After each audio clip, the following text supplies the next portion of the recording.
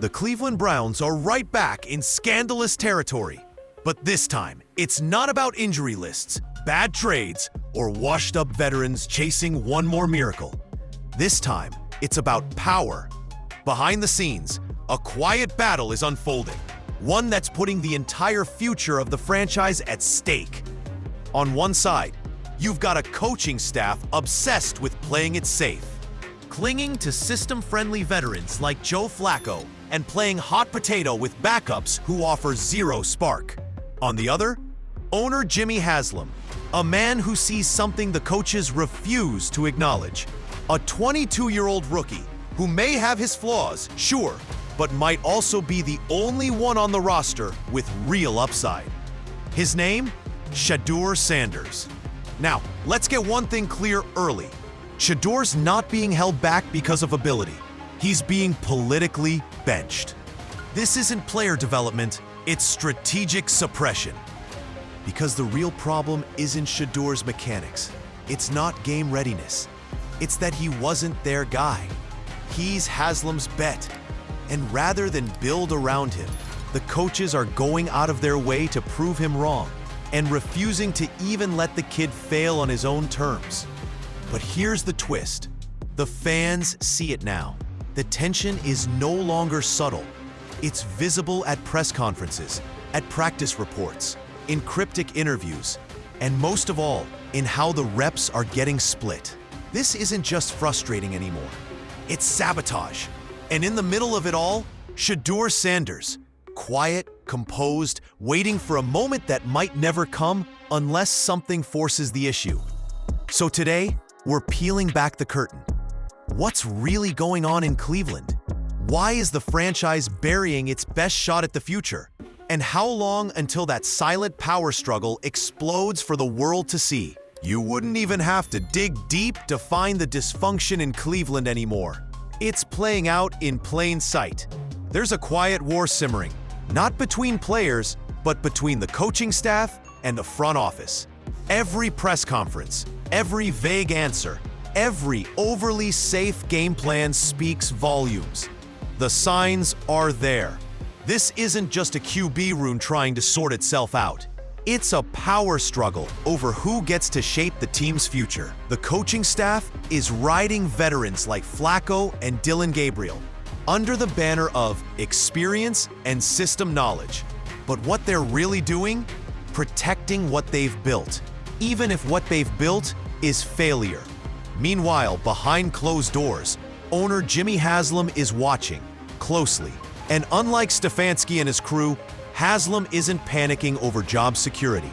He's playing the long game. Asking the tough questions, tracking every shred of progress from one rookie, Shedeur Sanders. And the tension? It's no longer subtle. Gabriel is getting second-team reps despite being thoroughly mediocre. Flacco, for all his veteran presence, is putting up hollow stats.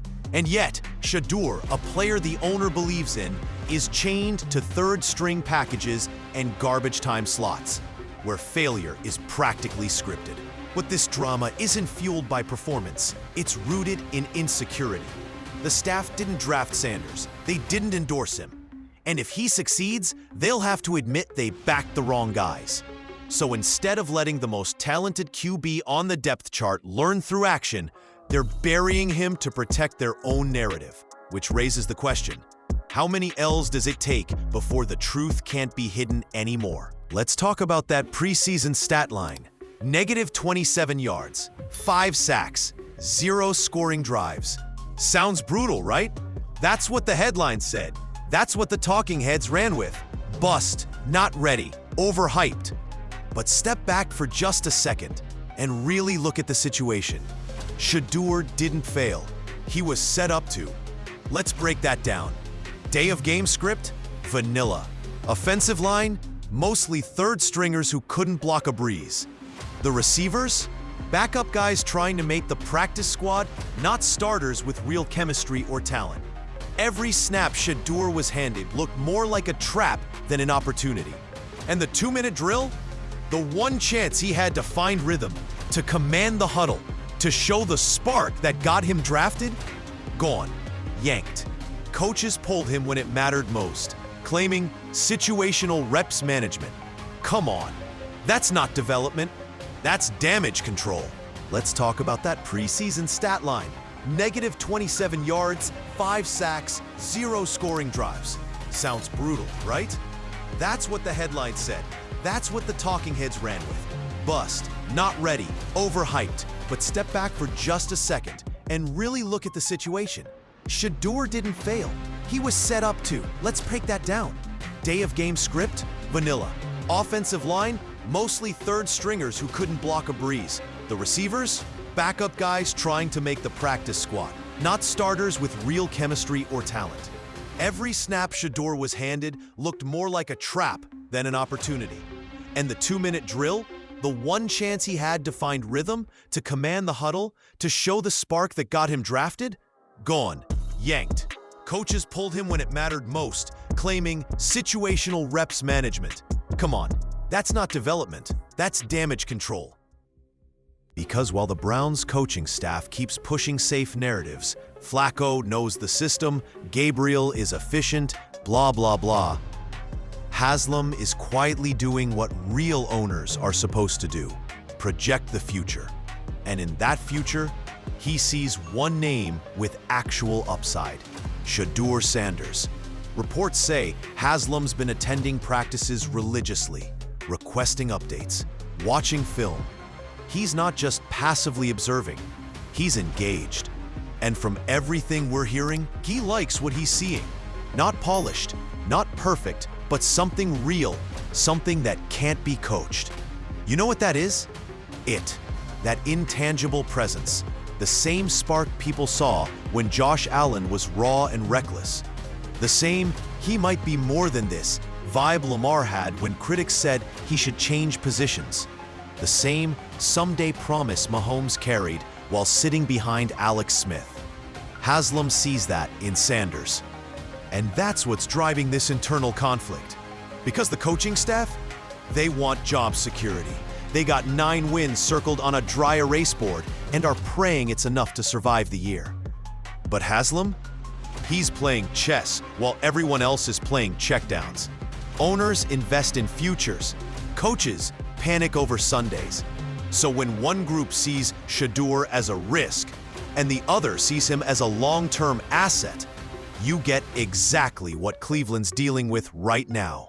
A franchise torn in 2 directions and a rookie quarterback caught in the crossfire. Haslam believes he found the guy.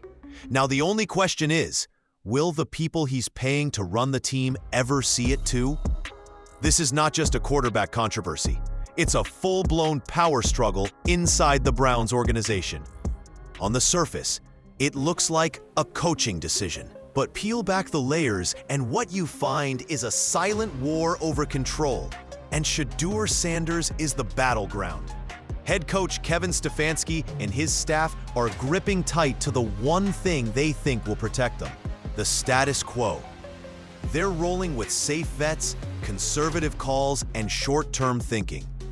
Because they're not building for 3 years from now. They're trying to survive this season. One wrong move, one risky rookie rollout, and their jobs are on the line. But Jimmy Haslam? He isn't sweating the next 5 weeks. He's thinking 5 years ahead. And that's where the collision is happening. The coaching staff didn't draft Shedeur. They didn't co-sign him. In fact, word around the league says they wanted someone else entirely. So when Haslam stepped in and made the pick himself, it wasn't just a surprise. It was a statement. Now, if Shedeur succeeds, that's Haslam's win, not Stefanski's. Which means if the staff plays him and he thrives, they lose leverage. But if they keep him benched and things fall apart, they can sell the "we told you so." It's not about readiness. It's about ownership optics versus coaching pride. And the longer this standoff goes on, the more toxic it becomes. Fans feel it. Players see it. The locker room starts to divide. Because when the most talented quarterback isn't getting reps, not because he's not ready, but because of politics, that's not coaching. That's sabotage. And if no one checks it soon, Cleveland's not just risking a lost season, they're risking a fractured franchise. Let's address the excuse that gets thrown around like clockwork. Shedeur's not ready. That's the line, said with just enough authority to shut down any further conversation. But let's be real, it's lazy. Because not ready is football speak for we don't want to deal with what happens if he actually works. Let's rewind. Were Josh Allen's first few games polished? Not even close. Lamar Jackson had critics screaming for a position change. Even Justin Herbert only got his shot because of a team doctor's mistake. They weren't handed perfectly designed playbooks. They were thrown in, and they figured it out. You know why? Because they were given reps, given trust, given room to grow. But Shedeur, he's been on a tight leash since day one. And when he's finally thrown in, it's behind backup linemen with generic play calls and no rhythm. And then they pull him before he even finds his footing? That's not protecting a rookie. That's protecting a narrative. Because deep down, the staff knows, once Shedeur gets real time with the ones, he might show everything they've been pretending he doesn't have. So when you hear that "he's not ready" quote, ask yourself, not ready for what? To make mistakes? To grow? Or not ready to prove someone else wrong? Because if readiness was the actual standard, half the league's starters wouldn't have careers. At some point, the excuse wears thin. The fans stop buying it. The energy shifts. And "he's not ready" starts to sound a lot less like caution and a lot more like fear. And that fear, it just might be what's keeping the Browns' best chance at the future on the bench. Here's what makes this entire situation even more wild. Shedeur Sanders is handling it like a 10-year vet. Seriously, no leaks, no drama, no social media tantrums, no interviews throwing shade at the coaching staff. Just a quiet grind. Early mornings, late film sessions, focused reps, steady presence. In a league full of finger-pointing and passive-aggressive sound bites, Shedeur's silence is louder than anything. That's not normal for a 22-year-old fresh off a disappointing preseason showing being publicly doubted. Most rookies would crack. Many would clap back, but Shedeur, he's just waiting, preparing. And that's exactly what makes this story so frustrating. Because what coaches say they want in a quarterback, Shedeur's been doing it. Patience, leadership, composure, all of it. He's not panicking. He's not pushing. He's not politicking behind the scenes. Meanwhile, guys ahead of him on the depth chart are throwing ducks, leading 3-and-outs, and praying the press asks about someone else at the podium.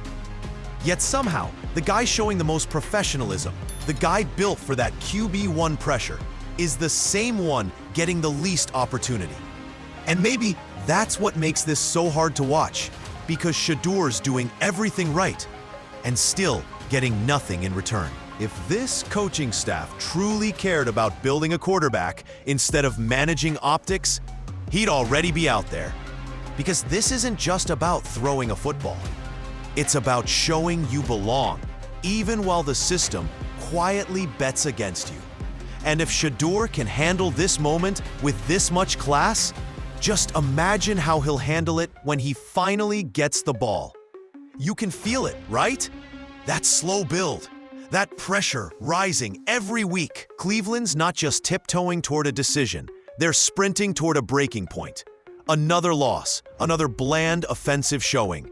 A few more "we'll reassess after the bye week" quotes. And boom, this whole thing explodes. How long do they honestly think fans will sit through Joe Flacco short-arming drag routes like it's 2015? Or Dylan Gabriel scrambling for 3 yards while excitement dies in the red zone? The crowd's already restless. Local radio is starting to ask the questions. And every recap show, they're circling one name: Shedeur Sanders. It's coming. Could be a blowout on national TV. Could be a 3-game skid where the offense scores 13 points total.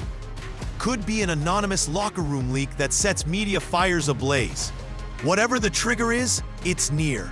And when that moment hits, it won't be a calculated, let's give the rookie a shot decision.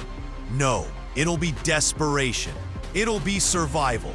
A franchise cornered by noise, fear and failure, suddenly turning to the one option they've ignored for too long.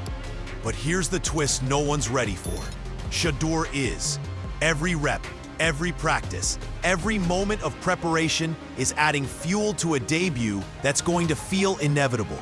And when it happens, when he steps onto that field, watch how quickly the narrative shifts. Watch how fast that stadium finds its voice again. Because Shedeur's not just holding a clipboard, he's holding a fuse. And once it's lit, the whole dynamic in Cleveland changes. Let's stop pretending this is about football performance. At this point, it's not about development, readiness, or systemic fit. It's about ego. Shedeur Sanders didn't come from nowhere. He walked into the NFL with elite college production, a sharp football IQ, and a last name that echoes through the league. But here's the catch. He wasn't the coaching staff's pick. They didn't co-sign his playing style. They didn't campaign for him in draft meetings. He was a Jimmy Haslam decision, straight from the top. And that's the piece nobody wants to admit out loud. Because if Shedeur walks in and performs, Stefanski and his staff don't get to take credit. They have to watch the spotlight shift to the one guy in the organization they've been quietly resisting all along. The owner who sees upside, they were too stubborn to acknowledge. And in the NFL, that's dangerous. Not because coaches don't want talented players, they do. But they want their players, in their system, on their terms. So instead of leaning into Shedeur's potential, they've been doing mental gymnastics to justify keeping him sidelined, calling it development, caution, or part of the process. But let's be real, it's politics and shoulder pads. And it's not just hurting Shedeur. It's hurting the team. It's hurting the fans. It's hurting a franchise that's desperate for direction and clearly ignoring the one player who actually sparks hope. This isn't about tape anymore. It's about pride. And if the Browns don't put that aside soon, they're not just going to lose games. They're going to lose the future sitting quietly on their bench. At this point, it's not even a question of whether Shedeur Sanders deserves a shot. It's a question of whether the Browns coaching staff can put aside their pride long enough to do what everyone else can already see needs to happen. Because this isn't just about a rookie quarterback with potential. It's about a franchise running out of direction, out of excuses, and frankly, out of time. You've got a fan base that's starving for something real, something new, something that doesn't feel like just another backup QB holding the spot. And while the locker room grows quieter, the media gets louder, and Flacco's best days fade even further into memory, Shedeur is still sitting there, focused, prepared, ready. Is he going to make mistakes? Of course. Every rookie does. But mistakes can be coached. Stagnation can't. The Browns don't need safe anymore. They need bold. They need energy, identity, and belief. And only one quarterback on this roster has the ceiling to deliver that. Start him. Not next week, not after the bye, not when it's already too late. Now.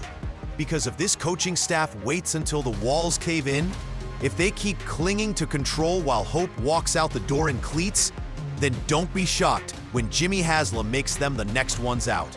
Shedeur Sanders doesn't just represent a possible future. At this point, he is the future.